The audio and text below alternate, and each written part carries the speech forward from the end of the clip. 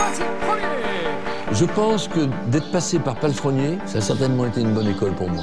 J'ai une passion pour ce cheval parce que justement il y a toujours eu cette incertitude. Ouais, mais j'ai dit, mets-toi pas plus de pression que tu as, putain. Moi je vis à 200% pour mes chevaux, du matin au soir. Il faut être travailleur et se donner les moyens d'arriver jusqu'au bout. Quand j'étais petite, mon père il a dit « Quand tu fais quelque chose, tu dois aimer. Qu'est-ce que tu fais ?» Il y a peut-être des gars qui sont hyper sûrs de leur équitation, mais c'est jamais gagné d'avance. En tant que cavalier, qui n'a jamais voulu allier sa passion à son métier? Se réveiller tous les matins pour réaliser son rêve, travailler aux côtés des chevaux. Les métiers autour du cheval ne se limitent pas aux cavaliers professionnels, et heureusement, il y a aussi les vétérinaires, les maréchaux, mais aussi une multitude de professions très différentes qui permettent à chacun d'apporter sa pierre à l'édifice du monde équestre. Depuis quelques années, l'univers du monde du cheval est en pleine mutation, avec la création tous les ans de nouveaux produits et métiers. Avec la digitalisation, notre milieu a dû prendre un nouveau tournant et s'adapter aux nouveaux usages et codes des consommateurs. Et c'est avec audace que certains entrepreneurs se sont lancés sur ce marché particulier où s'entremêlent envie de modernité et tradition. Et c'est de ces créateurs que nous allons parler aujourd'hui. Pour nous accompagner aujourd'hui, on a Emmanuelle Goldman, cofondatrice et CEO du laboratoire Nacricare, qui n'est pas à son premier coup d'ailleurs, parce qu'elle a cofondé aussi Horse & Travel et le site de e-commerce Cheval Énergie, qu'elle a vendu depuis. Emmanuelle, on est ravis de te recevoir aujourd'hui et de parler d'entrepreneuriat, d'autant plus au féminin. L'équitation, d'ailleurs, c'est un sport qui est pratiqué à 86% par des femmes. Oui. Est-ce que, de ce fait, il y a plus de femmes entrepreneurs dans le milieu ? Ah, certainement, oui. Certainement. Ouais. C'est une suite logique, d'ailleurs. Oui, c'est pas... parce que souvent, entrepreneuriat rime pas mal avec homme, hein. On est c'est clair. Ça a tendance à changer. Ça a tendance à changer, d'accord. Et heureusement. Mais je me suis toujours demandé, enfin même en voyant dans le milieu du cheval, si c'était plutôt 50-50 ou est-ce que... Je connais pas les statistiques, mais en tout cas, se lancer dans sa passion et créer une entreprise, pour une femme, c'est certainement la voie la plus facile, plutôt que de faire son trou, entre guillemets, dans une grande entreprise où... Effectivement, c'est souvent un endroit d'hommes, exclusivement réservé aux hommes. En tout cas, voilà, l'entrepreneuriat, joindre entrepreneuriat, passion, se lancer, c'est une bonne opportunité pour les femmes. Donc oui, je pense qu'il y a sûrement beaucoup plus de femmes dans notre univers que dans d'autres. Oui, clairement. Ouais. Alors nous, on va parler effectivement de beaucoup de profils féminins, mais avant d'entrer dans le vif du sujet, un petit tour de l'actualité du mois. Et ce week-end, c'était la reprise des concours pour tout le monde chez les cavaliers. Pour les amateurs, les pros, ils ne se sont pas arrêtés. Tout exactement. Le monde. Ça, c'était top. Je crois que c'était plus attendu que la réouverture des terrasses, finalement. On a pu combiner les deux, quand même. Ouais, exactement. Non, ça, c'était génial. Ça, c'est une super nouvelle. Je pense que toi, qui es aussi cavalière, tu as pu, du coup, reprendre le chemin des concours. Oui. Bon, avec Alice, nous, on est allés tranquille, là, on attend un peu. Ouais. En plus, la reprise est un peu rude parce que finalement, ça va faire 2 saisons qu'on n'a pas vraiment eu de concours. Un peu sacrifiées. Et... Bon, les chevaux sont un peu au ralenti, les cavaliers aussi. Tout le monde est plein ils ont dans vu le camion, ils ont dit mais quoi? Ouais, on repart. Bon. On fait quoi? Et non, mais c'était super. C'était vraiment une super ambiance. C'était génial ce week-end. La deuxième actu, c'est Steve Garda qui a poussé un petit coup de gueule au micro de l'AFP concernant les Jeux de Tokyo. Je vais le citer, lui qui avait remporté une médaille d'or individuelle à Londres en 2012. Il dit « Est-ce qu'on va avoir l'arrogance de se pavaner avec une médaille alors que certaines personnes sont coincées chez elles pour permettre ça ?» Donc je reprends ces mots parce que c'est vrai que la condition pour que les JO se tiennent, c'est que la population japonaise reste confinée. Donc voilà, comme d'habitude, Steve Garda... pertinent. Pertinent, franc, il a un peu tout dit. Je sais pas ce que tu en penses. Je sais pas encore. Tout n'est pas très très clair. Enfin, j'ai l'impression que tout n'est pas très très clair sur l'organisation de ces JO. C'est bizarre de les redécaler encore une fois. Ouais. Ça fait un peu... ça va être une drôle d'ambiance en tout cas, quoi qu'il advienne. Ouais. On voulait y aller, nous. Ah oui. Ouais, on voulait aller voir des épreuves d'équitation, évidemment, de CSO entre autres, et tous les plans sont chamboulés parce que c'est très flou en fait. Même pour réserver, c'est bizarre. Enfin, Ouais, pour l'instant, je sais pas, on peut réserver pour le moment ou... Je crois que c'est plutôt un huis clos aux spectateurs étrangers qui va arriver, quoi. Ouais. On va regarder ça peut-être de la télé. Si Et on ira à Paris. Ah oui. Non mais ça c'est obligé. Alors là à Paris c'est obligé. Et puis on termine avec une victoire, celle d'Olivier Robert ce week-end dans la 2e étape du Global Champions Tour de Madrid.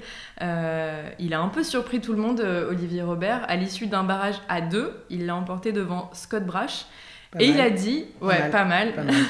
Il a dit à l'issue de sa victoire, je suis ici dans une épreuve entourée de grands champions, moi qui n'en suis pas un, je ne sais pas comment j'ai pu gagner, c'est incroyable. Et nous, on a envie de lui dire de prendre confiance en lui, Olivier Robert, parce qu'il faut continuer. Il est en clairement. forme, quoi. Clairement, il faut que le couple continue sur ce beau début de lancée, c'est impeccable. Toi, tu suis un peu les différents circuits ou Oui. Ouais, moi j'adore. Ça, ouais. Alors je suis pas une chroniqueuse, mais j'adore. Des très beaux tours. Enfin à ce niveau-là, c'est toujours il y a toujours des très beaux tours. C'est inspirant. C'est vraiment le top du top du top de notre passion, discipline, etc. Donc, voilà, c'est vrai qu'en plus ça nous avait manqué parce que pareil, on il réfléchissait avec Camille, il y a eu c'est ça, les très gros concours, ça faisait longtemps qu'on n'avait pas vu. On avait en date, c'était les Longines Masters de Paris où on était allés. Ah oui. Et 2019. Donc ça date. Ouais, c'est clair. À l'époque, j'étais enceinte, c'était pour vous dire que ça date. Mais bon, on est content que tout ça reprenne petit à petit, retrouver un peu une vie normale, que les amateurs puissent retrouver les terrains de concours, qu'on puisse un peu voir les beaux concours aussi. Voilà, ça fait plaisir tout ça, en espérant que ça s'améliore au fur et à mesure. Oui, et puis qu'on puisse avoir une vraie saison et une vraie saison indoor l'hiver prochain, et le retour de gros événements comme et salons comme Equita, comme le salon du cheval de Paris, enfin.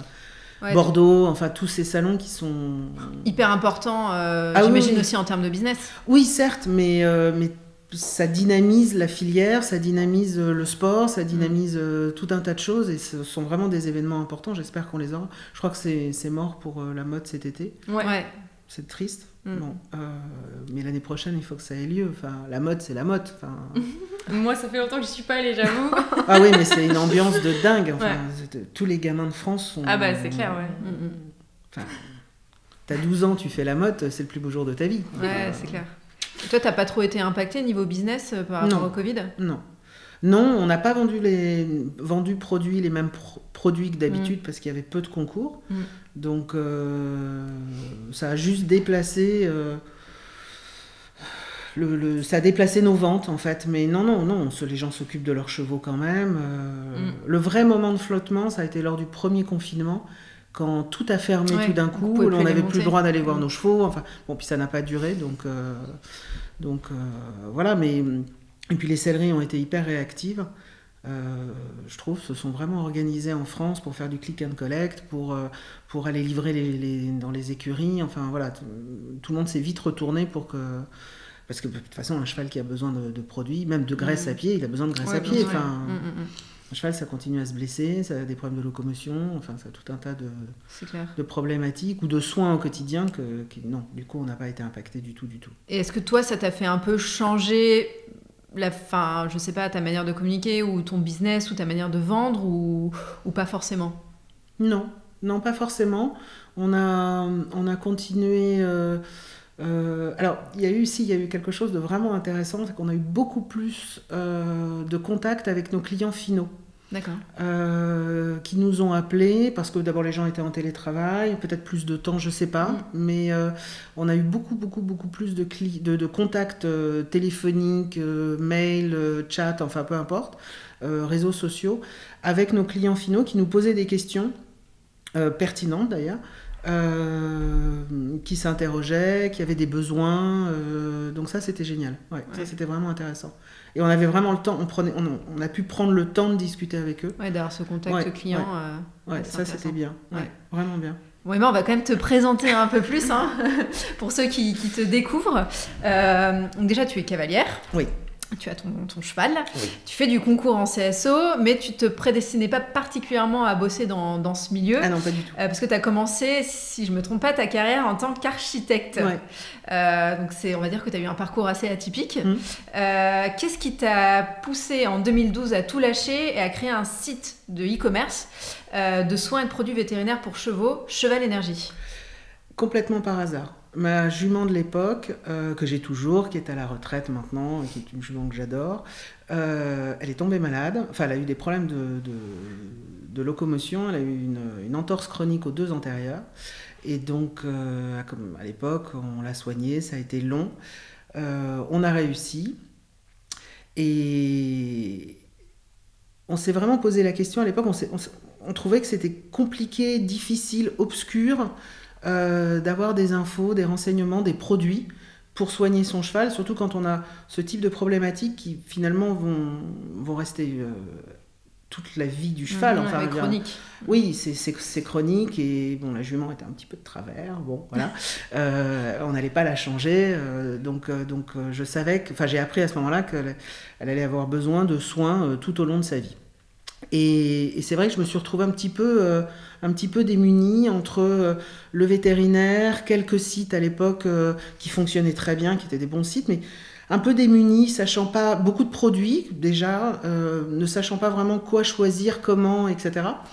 Et en y réfléchissant à plusieurs, on s'est dit, et notamment avec mon vétérinaire de l'époque, qui s'appelle Marc Burin-Desrosiers, qui était à la clinique des Brévières, avec lequel on s'est associé par la suite. On s'est dit, il manque quelque chose, un site internet où, quel que soit le niveau du cavalier, le métier du cavalier, qu'il soit professionnel, amateur, éleveur, cavalier pro, loisir, trek, dressage, CSO, n'importe quoi, on doit pouvoir trouver tout ce dont on a besoin pour la santé de son cheval, avec un service de livraison ultra rapide, parce qu'en général...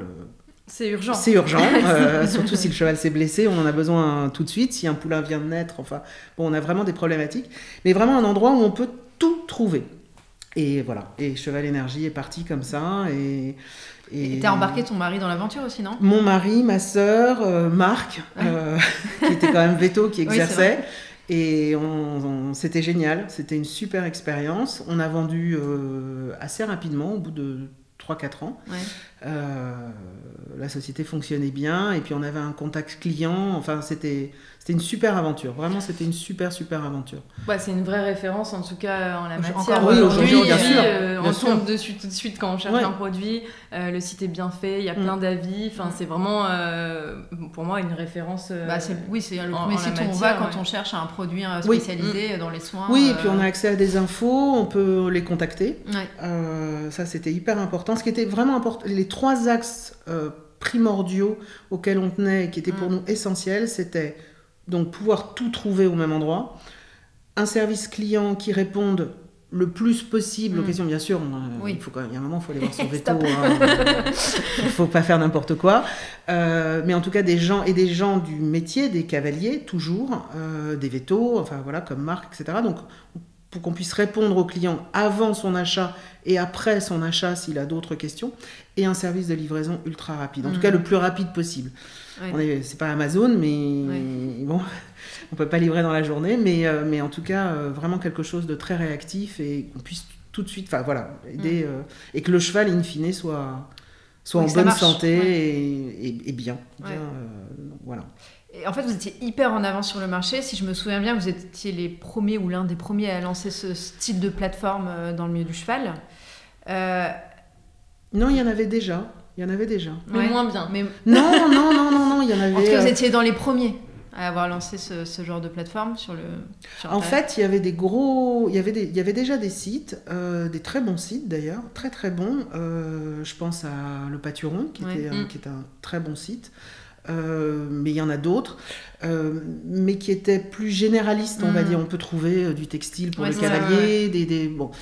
Non, nous au début c'était la santé, et après on a commencé à rentrer des couvertures, parce que c'était connexe d'ailleurs, et à faire. Mais par exemple, à l'époque en tout cas, et je crois pas que ce soit le cas aujourd'hui, on n'a jamais fait de textile pour le cavalier. Ouais. Non, il y a de la stable boots, voilà, ça des couvertures, textile soin, on va dire. Et est-ce que vous avez rencontré le succès tout de suite ? Oui. Ah oui, ça, Ouais, ça ouais, a tout de pris suite. tout de suite. Ah, tout de suite. Et tu penses que c'est dû à quoi? Peut-être à un besoin de l'époque. Ouais. Une bonne communication. Ouais.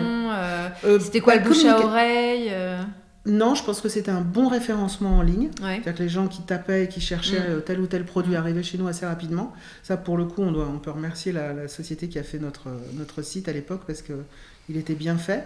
Et peut-être que ça répondait à un besoin, santé pure. Mais non, ça a marché tout de suite. Donc, quand on a lancé le site, on s'imaginait avoir une commande peut-être dans les jours qui venaient. 10 minutes après, on avait la première commande qui tombait. On était comme des dingues. Et non, ça a tout de suite bien marché. Et vous avez eu besoin de faire une levée de fonds ou Non, vous jamais. avez toujours été en fonds propres Toujours. parce que ça a tout de suite bien marché. Oui, et puis on y tenait. Ah ouais. Ouais, c'était notre bébé à tous les quatre. Et on voulait vraiment... on voulait rester chez nous. Vous avez autofinancé au début et ensuite, après ça a pris tout seul. Et il y avait des entrepreneurs dans votre équipe de 4 ou c'est la première fois que vous vous lanciez comme ça Non, nous on était, mon mari était entrepreneur. En fait, on avait chacun des compétences un petit peu différentes et des expériences de vie un petit peu différentes. Entrepreneurial ou pas d'ailleurs, mais en même temps quand on est veto et qu'on est associé dans un cabinet, dans une clinique veto, on est un chef d'entreprise, donc c'était le cas de Marc aussi, avec des salariés, etc. Et ma sœur, elle, c'est beaucoup plus tout ce qui est web et marketing.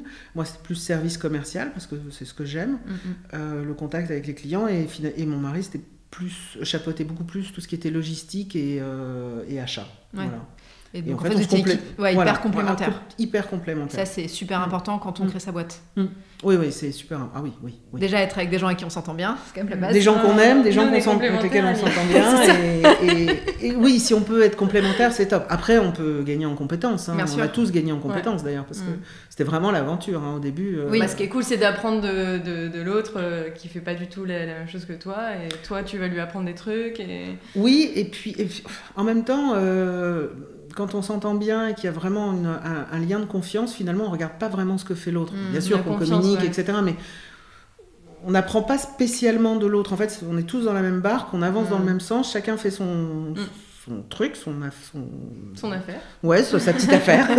Et ça avance très très bien comme ça. Après, on est un peu pris dans le feu de l'action, donc on n'a pas toujours le temps d'aller voir ce que fait l'autre. Mais après, individuellement, on peut aussi gagner en compétences. Enfin... Je suis pas la même. Aucun d'entre nous on n'est pas les mêmes qu'il y a en 2013 quand on a lancé le site, ça c'est évident. Oui, bien sûr. Donc, surtout que dans l'entrepreneuriat, il y a des moments où c'est très très haut et des moments aussi où c'est très très bas. Il y a des moments où on doute, où on n'est pas bien, où on se dit mais c'est pas possible, on va jamais y arriver. Enfin, il y a tellement. Enfin, on passe tous. Je pense que tous les chefs d'entreprise, aussi bien d'un grand groupe que d'une petite boîte, rien du tout. D'abord, en général, ils ont été patrons de toute petite boîte. Il y a des gros moments de doute et de solitude. Ah oui. On a tous connu ça. Donc ça va être dur et puis finalement ça passe et puis on s'adapte et puis on avance. Ouais, bien sûr. Parce que c'est vrai qu'on a cette vision aujourd'hui un peu idéaliste de l'entrepreneuriat où c'est la personne qui a les idées, qui fait son emploi du temps comme il veut, où c'est facile. Oui, alors ça par contre c'est faux, parce qu'on travaille comme des dingues. Ouais, exactement. Et ça, faut quand même le dire aux gens qui ont envie de se lancer. C'est pas je fais mon emploi du temps tranquille. Non, on bosse comme des dingues. Si on veut réussir, il faut bosser, il faut cravacher quoi. Ouais, il faut cravacher. Ouais, vraiment. Le succès ne vient pas tout seul. Mais par contre, on le fait pour soi, donc bon, c'est un autre challenge. Et il y a il faut bosser. Et tu dirais que c'est quoi les difficultés qu'on peut rencontrer au sein de l'entrepreneuriat ? C'est les choses qu'on maîtrise pas. C'est les choses qu'on maîtrise pas. Les gens peut-être aussi parfois. Alors nous, on n'a jamais eu de problème, en tout cas dans nos équipes. On avait vraiment formé une belle équipe, souvent d'anciens cavaliers ou de gens, pour la plupart, qui avaient eu un lien fort avec l'équitation. Ça pouvait être des anciens cavaliers pros, ça pouvait être... on avait une jeune femme qui faisait aussi chef de paddock le week-end, enfin voilà. Et non, ça on n'a jamais eu de problème avec les salariés, même à la logistique quand on a été longtemps, on internalisait la logistique parce que ça nous permettait d'être plus réactifs d'ailleurs. On avait une super équipe avec des gens motivés qui lâchait jamais rien. Et c'était bien. C'était bien. Non, ce qui est difficile, c'est ce qu'on peut pas maîtriser. Des problèmes d'expédition, des problèmes de banque, des problèmes extérieurs à l'entreprise en fait. Que tu t'y attends pas forcément. Ah non, pas du tout, mais on s'y attend jamais. Les ennuis ne préviennent jamais. Donc quand ça t'arrive, si tu... Bon, allez hop, on y retourne. Mais il faut quand même être multitâche quand on est entrepreneur. Donc c'est ça aussi qui peut être dur parfois, c'est que tu peux te retrouver un moment à gérer toute la compta, après il faut avoir les bonnes idées, après il faut s'occuper de la logistique, même si tu as plusieurs personnes qui bossent, mais c'est ça aussi, il faut être multitâche. Il faut être multitâche et il faut pas rechigner à faire la compta. Il n'y a pas de la compta, il y a monter des étagères au tout début pour la logistique. Les étagères Ikea. Voilà, avec le marteau, le truc, le machin. Bon, voilà, il ne faut pas hésiter à le faire, il ne faut pas hésiter à faire toutes les... On fait tout. Toute la vie de l'entreprise, quoi. C'est ça qui est hyper intéressant aussi. Intéressant. En tout cas, on voit tous les aspects, quoi. Ah oui, on voit tous les aspects. Et puis quand on a une bonne équipe, tout le monde le fait, en fait. C'est ça. Donc ça marche vraiment bien et non, il y a quand même beaucoup plus de positifs. Oui, sinon on le ferait. Vraiment beaucoup plus de positifs, même s'il y a des nuits où on dort pas beaucoup. C'est ça. Si on veut se lancer, il faut le faire, clairement. Et donc toi, en 2017, en pleine ascension, comme tu disais, tu décides de vendre Cheval Énergie à Mathias Pestre-Mazière, qui lui aussi débarquait totalement dans le milieu du cheval, parce qu'avant il avait une carrière en banque d'affaires. Mais cavalier aussi. Bien sûr, toujours aussi. Ce lien. Il y a toujours le lien. Voilà, mais alors lui, il avait une carrière en banque d'affaires. Toi, qu'est-ce qui t'a poussé à prendre cette décision de vendre ? Quand tout va bien. L'opportunité. Parfois, il y a des opportunités qui se présentent et qui se refusent, pas forcément. Non, qu'il faut pas refuser en fait, c'est ça. parce que même si c'est ton bébé et tout, tu te dis c'est le bon moment. Oui, mais on en fait d'autres après. C'est ça exactement. Et puis on passe à autre chose. Et puis je pense que Mathias a su donner un deuxième souffle à l'entreprise, justement parce qu'il y a un parcours professionnel complètement différent. Je pense beaucoup plus en contact avec des grandes sociétés, des grands groupes, et je sais pas si nous on aurait su le faire. Ce passage à ce cap. Parce qu'il y a des caps toujours, quelle que soit l'entreprise, qu'il faut passer. Et j'avoue que peut-être qu'on n'aurait pas su. Je sais pas, on le saura jamais de toutes les façons, et peu importe. En tout cas, il est arrivé au bon moment. Il est arrivé au bon moment. Il était hyper motivé. Passionné, c'est un cavalier aussi, il a des chevaux, il fait du concours en amateur comme nous, enfin bon, donc il était bien dans le moule et on s'est très bien entendu, donc voilà, la mayonnaise est montée et voilà. Alors toi, après Cheval Énergie, tu étais aussi très motivé puisque tu as lancé Horse & Travel.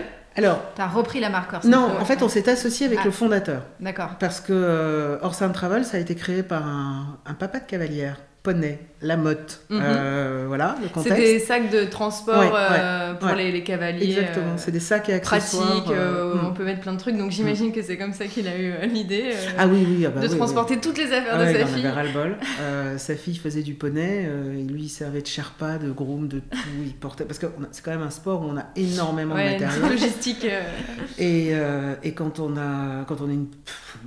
J'allais dire quand on est une petite fille, mais non, quand on est adulte, c'est pareil, on oublie toujours un truc. Enfin, bon, on a 12 000 sacs, c'est l'enfer. On est tous pareils. Et lui, qui était dans la bagagerie, avec son associé, s'est dit, mais c'est pas possible. Au golf, il y a des sacs de golf. En plongée, il y a des sacs de plongée. Enfin, il y a des tas d'univers sportifs où on a ce qu'il faut pour... Et là, non. Là, on a un sac à sel qui pèse une tonne, les filets, on ne sait pas trop où les mettre, un sac de pansage, tout tombe, on trouve... Enfin bon, bref. Il s'est dit, c'est pas possible, c'est un enfer, en fait, en tant que papa, pas cavalier. Et il a donc imaginé le travel bag pour sa fille à l'origine. Et puis, donc, cette espèce de grosse valise que certains connaissent peut-être, qui est posée sur un trolley amovible et dans lequel on peut mettre toutes ses affaires de concours, y compris la selle. Et qui est moins lourd qu'une grosse malle rigide, complètement. Qui rentre pas dans le camion ou dans la voiture. Exactement. Et c'est parti comme ça, à l'époque. Lui faisait ça de son côté, on se connaissait pas encore. Et d'ailleurs, chez Cheval Énergie, on avait vu ces malles, on s'est dit, c'est quand même génial ce truc. Le sac de pansage qui s'ouvre comme une servante, enfin, vachement pratique. Et quand on a vendu Cheval Énergie, on s'est dit, on s'est rapprochés. Et donc, lui avait eu cette idée qui commençait à développer. Donc, très bon dans tout ce qui est fabrication, production, etc. Nous, pas très bon là-dedans, mais bon plutôt dans le commerce et dans la vente. Donc on a décidé de s'associer à l'époque. Et là, très très récemment, en début d'année, il a repris l'entreprise dans son... Entièreté. Ouais, exactement. D'accord. Et, parce que nous, on est quand même très tourné santé. Enfin, c'est quand même notre truc, finalement. Alors justement, il y a eu Nacricare. Et oui, en parallèle, il y a eu Nacricare, qu'on a repris. Voilà. C'était quoi l'envie avec Nacricare ? C'est aussi c'est par hasard, en fait. Je discutais un jour avec une de mes amies qui est vétérinaire, qui s'appelle Lorraine, et le labo Nacricare existait. On vendait les produits Nacricare chez Cheval Énergie. On trouvait que c'était des très bons produits. Et on avait appris que le labo fermait parce que le fondateur est, je crois, de mémoire décédé.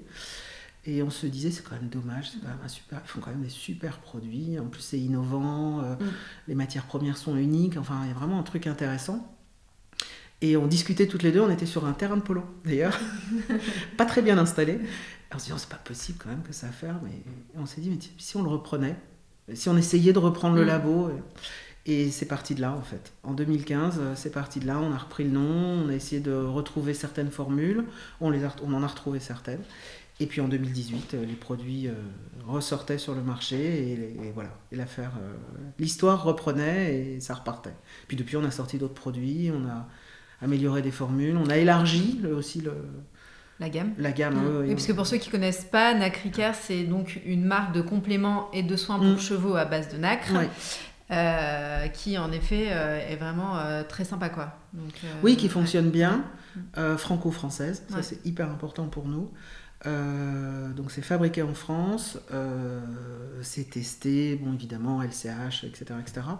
Et ce sont des produits assez atypiques, puisque comme tu le disais, au départ la gamme était basée sur les biopolymères marins, donc c'est issu d'une nacre spécifique, qui vient d'un coquillage spécifique d'élevage, hein, bien sûr, ça cache pas les océans.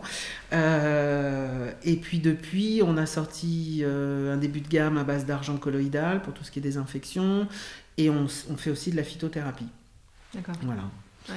Et là, il y a plein de nouveaux produits qui sortent. Bon, le Covid, ça nous a un petit peu chamboulé hein, dans notre organisation, dans notre production. Là, on sort des électrolytes qu'on devait sortir l'année dernière, mais ça n'avait pas de concours, donc pas vraiment d'intérêt, donc ou peu d'intérêt.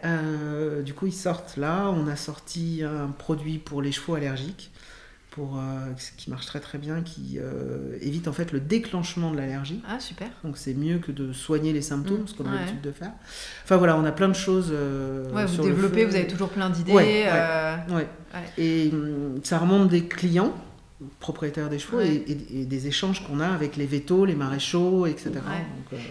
Et donc en fait, pour résumer un peu pour donner un peu des idées aux gens, pour résumer ton expérience entrepreneuriale, c'est en fait une bonne idée qui était à chaque fois un peu un retour d'expérience que tu avais. Donc tu as eu cette idée-là, et après tu as trouvé les bonnes personnes pour monter ce projet-là. Je peux pas dire que j'ai trouvé, en fait ça s'est toujours fait toujours comme ça. Bien, c'était... On peut pas dire facile, mais en tout cas, ça s'est bien combiné au bon moment, au bon endroit avec les bonnes personnes. On se retrouve avec des gens au bon moment, on papote, tiens, et si, et puis parfois ça se fait, puis parfois ça se fait pas du tout, et parfois on se dit d'ailleurs, heureusement qu'on l'a pas fait ça, parce que c'était bancal. Et oui, non, c'est la vie. Et toi, avant de lancer un projet, est-ce que tu fais une étude de marché ou c'est vraiment feeling? Non. Tu fais quand même... Alors, la première chose, c'est... Donc, certes, c'est un échange avec des proches, en général, des amis, des gens ou des gens avec lesquels on accroche. Voilà. Il faut qu'il y ait une histoire de personne, ça, c'est sûr. Une idée qui séduit tout le monde, une envie, une vraie envie. Parce que je pense, par contre, que c'est compliqué de se lancer dans quelque chose dans lequel on ne croit pas. Ou pour lequel on n'est pas vraiment passionné, ou pour lequel en tout cas on n'arrive pas à se passionner. Je pense qu'il y a moins d'entrain. Après, il y a des gens qui en sont capables, hein, clairement. Ouais, mais ça demande tellement d'énergie que... Si moi, j'aurais du mal. À fond. Moi, j'aurais un peu de mal. Donc, c'est des pif, paf, pouf. Et puis après, ça part et ça fonctionne. Et puis voilà. Donc si tu devrais vraiment donner un conseil à quelqu'un qui a envie de tout changer, de se lancer, c'est bien assurer ses arrières, mais foncer au final, c'est d'y aller. Il faut foncer, ouais. Puis c'est pas grave si on se plante. Enfin, c'est pas grave, si, il y a des enjeux, mais dans l'absolu... Ouais. La dernière fois, j'écoutais, il y a quelques mois, j'écoutais je ne nommerai pas son nom, mais un grand chef d'entreprise qui a une très jolie boîte maintenant, dans la restauration, et qui disait, qui expliquait qu'il avait arrêté l'école tôt, qu'il avait d'abord, je me souviens plus du détail, mais qu'au début il avait eu pas mal d'échecs, des boîtes qui ont fait faillite, etc.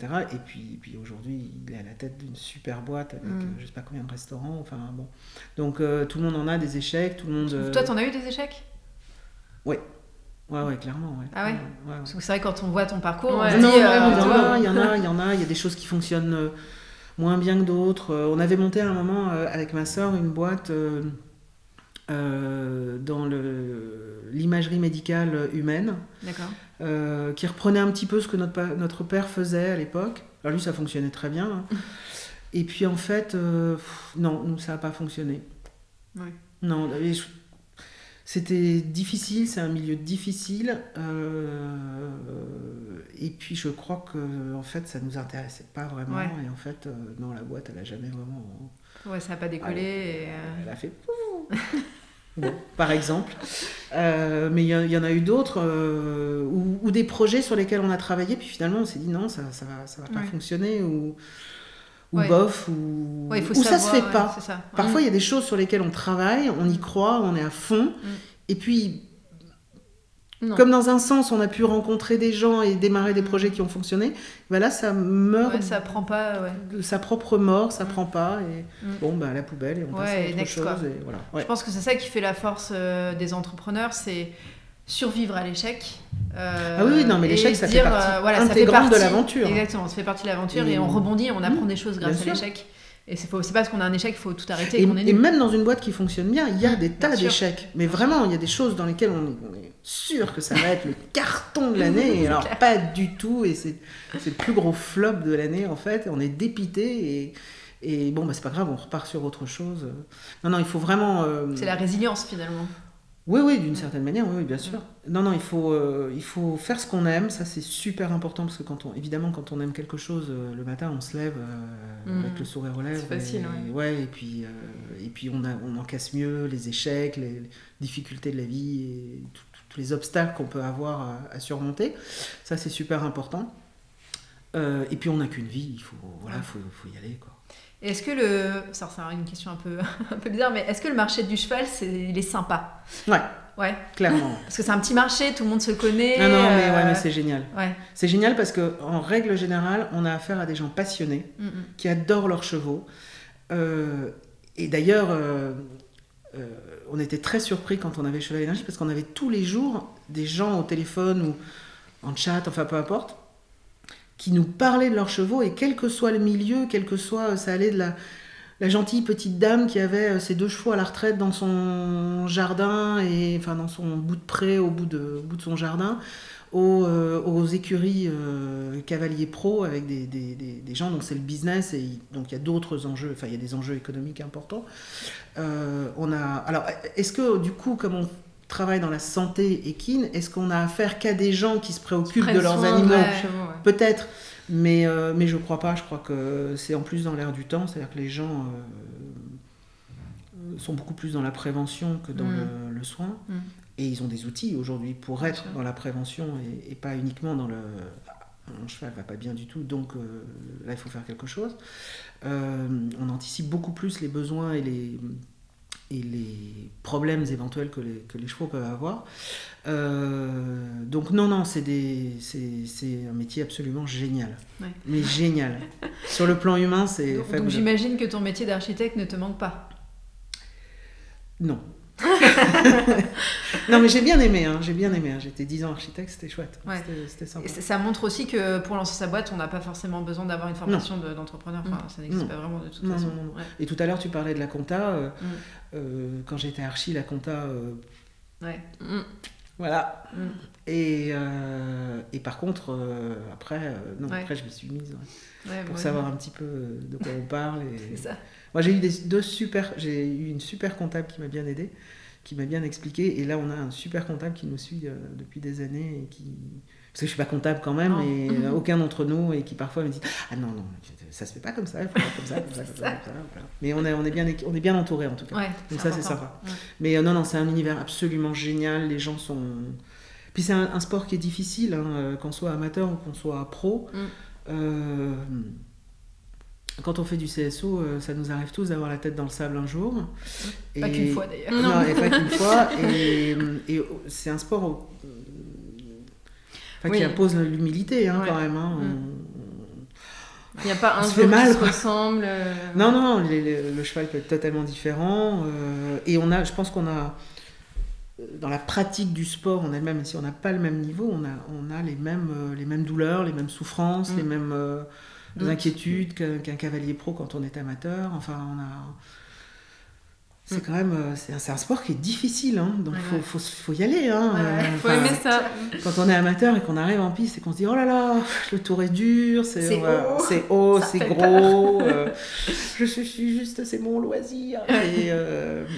Non, c'est prenant, puis c'est un animal ultra attachant, donc c'est le gros point positif de ce métier, c'est les gens en fait. Voilà. Alors, ces dernières années, il y a eu beaucoup de nouvelles entreprises qui se sont créées. Il y a une vraie mutation du monde entrepreneurial dans le cheval. Des petites entreprises, des grosses entreprises, dans plein de domaines différents. Est-ce que tu as l'impression que notre domaine, enfin le domaine des sports équestres, des chevaux en général, est plutôt en avance ou plutôt en retard ? Par rapport à d'autres sports ? Ouais. Ou par rapport à d'autres milieux qui sont digitalisés beaucoup plus rapidement. Alors je pense qu'on est en retard. Après on est un peu unique parce qu'il n'y a pas beaucoup d'autres sports avec un animal vivant. Si, tu peux avoir des choses avec les chiens. Enfin c'est très très minime. Donc je pense qu'on a il y a des côtés sur lesquels on est très très en retard. En revanche, on est en pleine révolution, justement en termes de santé, de soins, de bien-être. Les gens s'interrogent beaucoup et il n'y a pas que les produits qu'on peut donner à son cheval. Il y a le matériel qui a beaucoup évolué. Enfin, il y a énormément de choses qui évoluent. Donc oui, en ce moment, il se passe vraiment beaucoup de choses. Et c'est très bien parce qu'il y a des gens quand même qui cogitent et qui sortent des trucs vraiment pertinents en fait. Et bon, on verra dans 10 ans. Mais où ça nous a amené, je pense qu'il y a des très gros qui auront disparu, des tout petits qui seront devenus énormes, et dans tous les domaines liés à notre univers. Mais non, il faut qu'on se pose des questions, il faut qu'on continue à évoluer sur le digital, parce que c'est quand même un sport, en plus, avec une forte présence rurale, donc le digital c'est essentiel, évident, et non, il faut que tout ça s'organise, et que ça évolue, ça continue. Ah oui, il faut que ça continue. Mais c'est vrai qu'il se passe des tas de choses là depuis quelques années. Il y en a encore pour quelques années. Il y a des startups qui sont arrivées avec des produits, des objets connectés dans l'air du temps. Complètement. Voilà, pas que des jeunes, mais en tout cas, voilà, il y a une espèce de vitalité, on va dire, une envie au sein de notre milieu qui est hyper... ça pousse à créer des nouvelles choses, quoi. Oui. Et je pense qu'en plus, on est parfois surpris. J'ai en tête, par exemple, Christophe Fameux, qui avait un système autour de l'organisation de ses concours, où on voyageait partout dans le monde. Finalement, là, il revient à quelque chose de beaucoup plus simple et local à cause du Covid. Donc en plus, ça évolue et il faut toujours rechanger de plan. Rien n'est vraiment figé, quoi. Non. Bon, après, le Covid, c'est quand même la cerise sur le gâteau, le truc auquel personne ne s'attendait. Et qui a non, mais ça permet d'accélérer certaines choses. Alors, ça accélère certaines choses, ça fait changer le comportement Évidemment, ça a changé tous nos comportements, enfin voilà. Mais mis à part cette période Covid, qui effectivement va laisser une empreinte assez forte, je pense, dans notre sport, c'est un univers qui est en pleine évolution. On a évoqué les objets connectés, c'est pas très vieux, mais ça bouge beaucoup. Et je crois qu'on n'a pas encore trouvé c'est normal. Le produit connecté, mais mais il y a des vraies bonnes pistes. Et même nos interactions avec les professionnels de la filière changent. Enfin, il y a 20 ans, on parlait pas avec son maréchal. Enfin, son maréchal, il venait, il posait des fers. Voilà. Aujourd'hui, on discute avec son maréchal, on parle de la saison de concours si on en fait, des terrains, enfin, on a des interactions avec tous ces professionnels qu'on n'avait pas du tout il y a 20 ans, encore moins il y a 30 ans, etc. Donc, les choses changent beaucoup. Bah, c'est vrai que je pense qu'avec toujours cette histoire de digitalisation, de réseaux sociaux, etc., ça nous donne vraiment la possibilité d'être plus proche de notre communauté, de s'engager, de communiquer d'une nouvelle façon. Et je pense que résultat, les cavaliers posent des questions, s'informent plus sur différents les médias, les réseaux sociaux. Enfin, il y a plein d'autres facteurs de communication, on va dire, et d'information. Et ce qui permet, en tout cas, d'avoir cette nouvelle relation avec nos consommateurs. Et comme on parlait de Christophe Hameux tout à l'heure, il a créé Horsepass pour la vente des chevaux avec un site internet, etc. Donc c'est vraiment des nouvelles choses. On voit qu'il y a des selleries qui explosent aujourd'hui en ligne, comme par exemple la sellerie qui a un peu révolutionné la sellerie en ligne, avec une nouvelle manière de communiquer sur les réseaux sociaux qui est très forte. Voilà, je pense qu'aujourd'hui, on commence à se poser les vraies questions et à évoluer. C'est pas évoluer dans le bon sens ou pas, c'est en tout cas peut-être rattraper un peu le retard qu'on avait sur ce milieu-là. Et d'ailleurs, on a parlé de ce phénomène avec Camille, la fondatrice de Prépi Sport, qui a réussi avec succès à créer un vide-sellerie en ligne entre particuliers. On l'écoute. Donc les avantages et inconvénients d'un business 100% digital.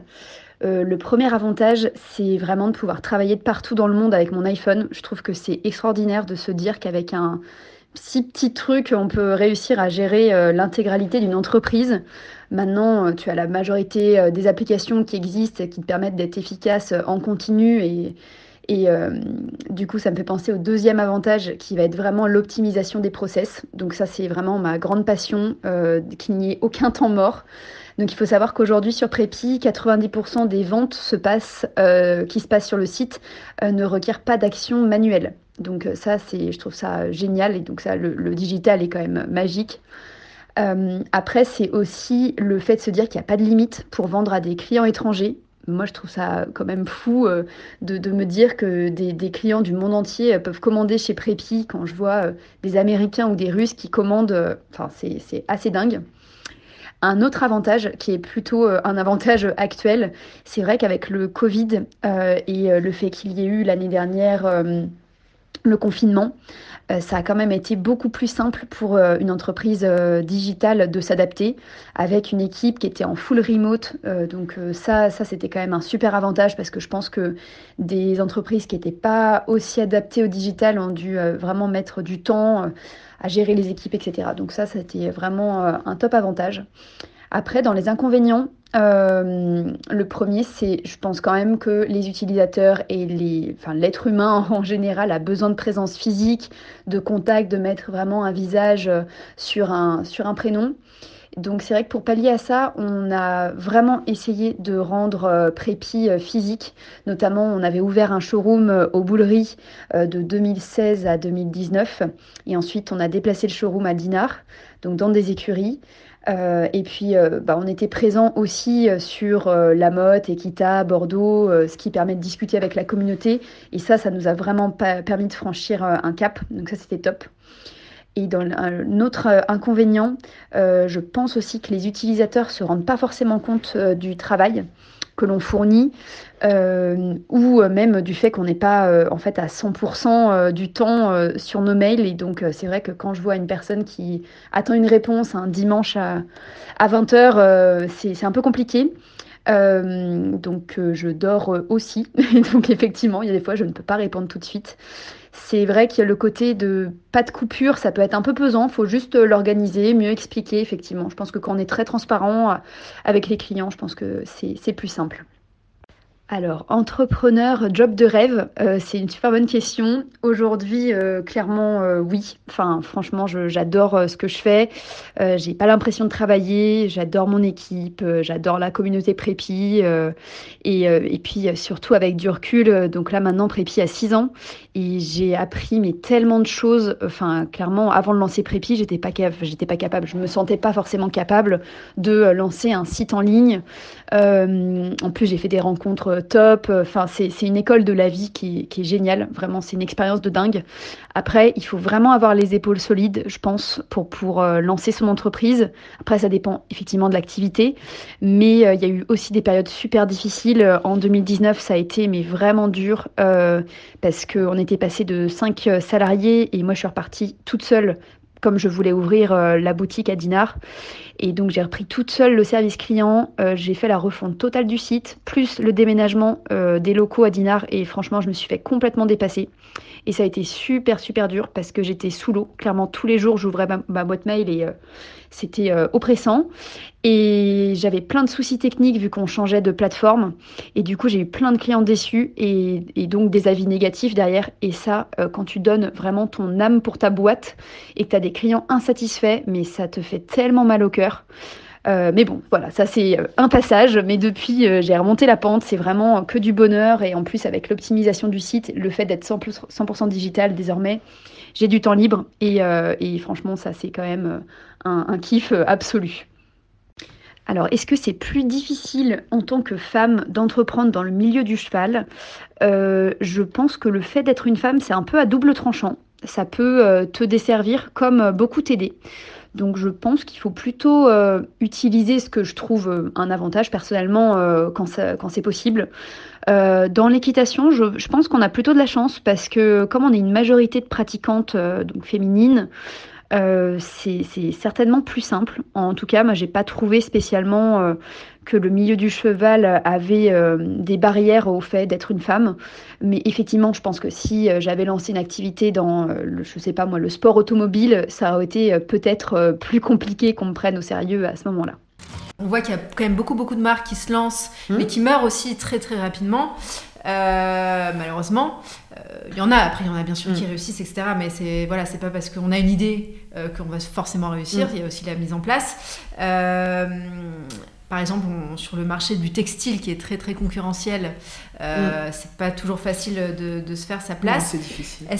Quels sont les impératifs auxquels il faut penser quand on veut se lancer ? À part le côté passionné qui me semble essentiel, si on est seul, du courage, parce que c'est pas simple.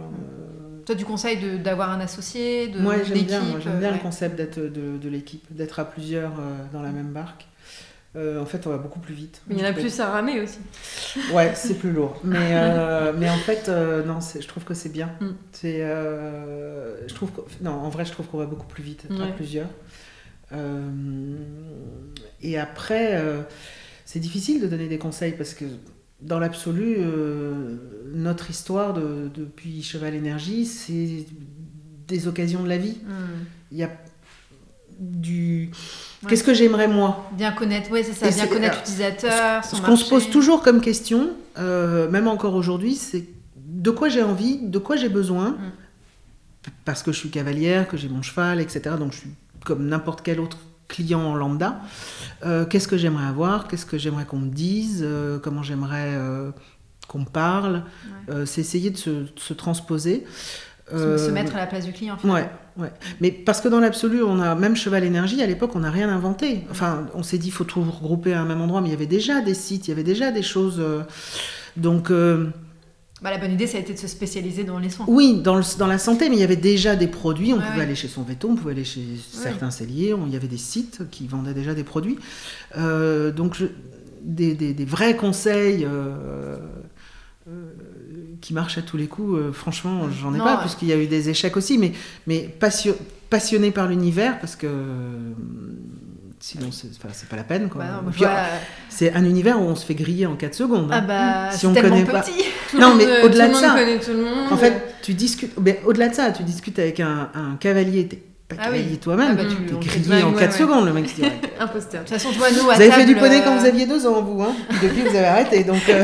Nous, à table, on est une équipe, aujourd'hui, on est 7, on parle que d'équitation. On me dit, la pauvre personne un jour qui va arriver, qui sera pas dans le milieu du cheval, le pauvre, il va ou la pauvre, ça va être dur, quoi. Et non, il faut. C'est un univers qu'il faut connaître un petit peu, même si on est. Je sais pas si on fait du tir à l'arc à cheval, bon voilà, mais le cheval est toujours là, etc. Je pense que c'est un univers qu'il faut connaître, qu'il faut aimer passionnément. Si on est dans la santé, il faut aimer les chevaux avant tout. Ouais. Les cavaliers certes, mais les chevaux avant tout, et rechercher leur bien-être.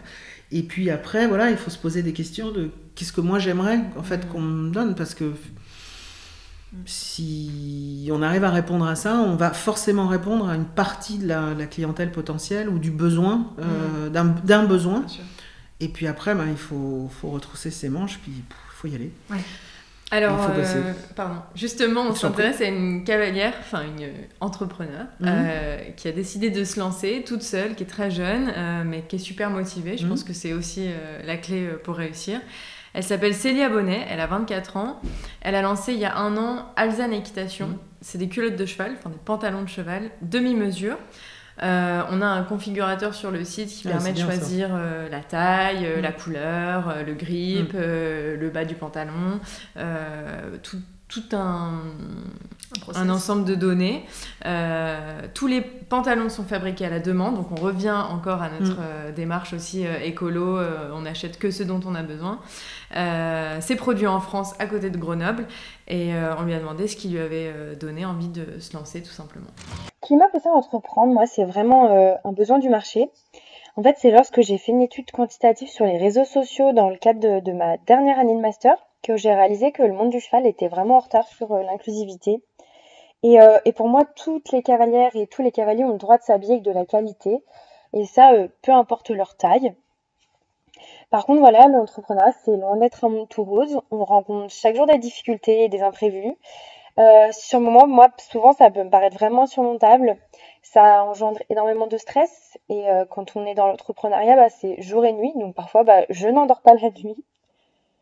Par contre, dès que j'ai surmonté le problème, j'en suis vraiment fière. Et puis, je me rends compte que grâce à ces petits soucis, j'apprends vraiment. Et l'entrepreneuriat, c'est ça, c'est apprendre tous les jours.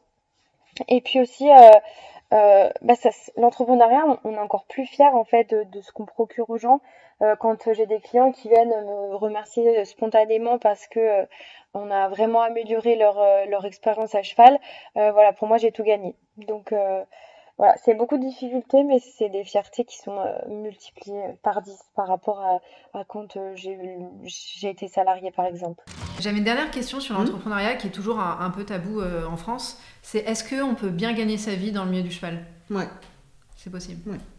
Parce qu'on se dit c'est tellement un petit secteur, finalement, voilà, on sait que c'est possible. Ah oui, je pense, ouais. Ouais. Non, oui, clairement, oui, on peut très bien gagner sa vie. Et puis il n'y a pas que la France non plus. Oui, bien sûr. Il y a le reste. Le monde, l'Europe, les États-Unis, la Chine aussi, je sais qu'ils développent pas mal. La Chine, ça va être un nouveau marché exploré. Ouais, clairement, ouais. Mais il y a aussi des micro-marchés dans certains pays où il y a peu de cavaliers, mais sont des micro-marchés très qualitatifs. Donc oui, il y a le reste du monde, et il y a encore tellement de choses à inventer ou réinventer d'ailleurs. On n'est pas obligé d'avoir l'idée du siècle. Enfin, moi, je trouve qu'on n'est pas obligé d'avoir l'idée du siècle. En Acricaire, ça existait déjà, on l'a juste repris. Donc il y a des tas de choses à remanier, retravailler, adapter, etc. Mais oui. Bon, je pense qu'il y a pas mal d'entrepreneurs qui gagnent leur vie dans ce métier. Oui, clairement. Sinon, ce serait dur.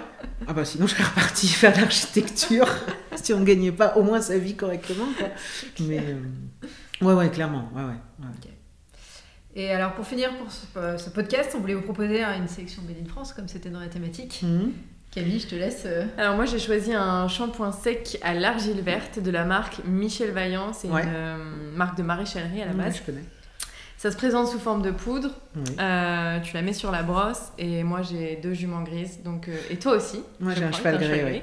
Donc c'est hyper pratique pour enlever les taches le matin du concours. J'ai jamais essayé, je vais essayer. Ouais, grave. Ouais. Et en j'ai plus, d'autres produits, mais ça celui-là j'ai jamais essayé. L'avantage c'est qu'il n'y a pas le pchit qui peut éventuellement faire peur. T'es pas obligé de mouiller ton cheval comme avec un shampoing quand il fait moche, quand il fait froid. Oui, et puis t'as pas de douche. T'as la tache humide. Exactement. Voilà. Donc si t'as pas d'eau, voilà, c'est pas mal, je vous le conseille. Ah oui, je vais l'essayer, ouais. Non, parce que les chevaux gris, c'est quand même un vrai sujet. Ah ouais. Après, il faut qu'on se dise quand même, moi je me raccroche à ça depuis que j'ai ce cheval. J'ai eu une jument grise il y a quelques années, mais je me raccroche, je me dis, au moins, quand mon cheval est propre, il est vraiment propre. Parce que tous les chevaux B là, que vous avez, tous les autres là, vous ne voyez pas les taches sur votre cheval. Nous, nos chevaux, ils sont ultra propres. C'est vrai. Donc, non. Bon, il faut aussi se laisser aller parfois. S'il n'est pas nickel, c'est pas grave. Moi, j'ai appris à monter avec une tache. J'ai du mal, moi. La tache jaune. C'est pour ça que j'ai pas de gris, moi.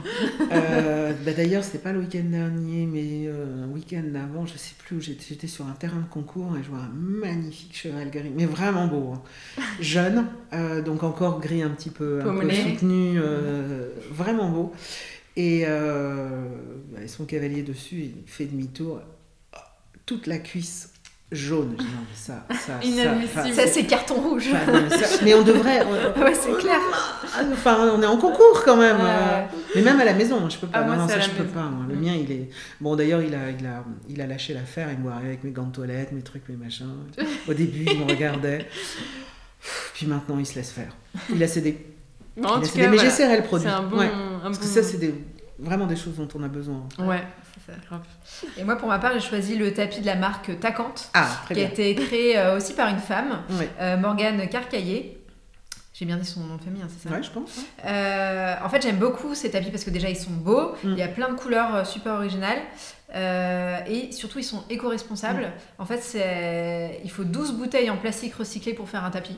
Ouais. Super intéressant. Et aussi, moi, j'ai une jument qui a pas mal de problèmes de peau, d'allergies, etc., qui se gratte beaucoup.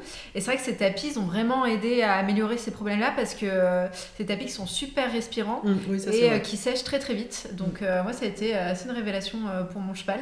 Donc voilà, c'est vraiment une marque que je recommande, toujours dans cette logique de Made in France, éco-responsable, beau. Ce qui n'enlève rien. Non, les couleurs sont très belles. Voilà. Et donc je vous invite vraiment à regarder ces produits, sachant qu'elle fait pas que des tapis, elle fait plein de choses. Donc c'était une belle découverte. Bon, en tout cas, ce podcast touche à sa fin. Ça a été un vrai plaisir, Emma, de discuter avec toi et de parler entrepreneuriat. Donc toi qui as multiplié les expériences, est-ce que tu as potentiellement un nouveau projet, une nouvelle idée ou pour l'instant Oui, on a un nouveau projet. Pour les chevaux, pour les humains, pour les cavaliers. Non, les chevaux toujours. Je pense que les chevaux, ce sera jusqu'au bout du bout, quand je serai vieille. Mais non, on a plusieurs choses, on a plusieurs projets. Qui vont arriver cette année ou Alors oui, si on n'est pas reconfiné, ça serait super. Et si surtout pas se confiner, ça n'est que la conséquence, mais surtout si on arrive à se débarrasser de ce fichu Covid, ou en tout cas à le gérer. Cette année, oui, vers la fin de l'année, oui. Sinon, ça sera vraiment clairement l'année prochaine. Super. Oui. Bon, on a hâte de voir ça en tout cas. Ouais. Bon, merci beaucoup, Emma. Merci. À bientôt. À bientôt.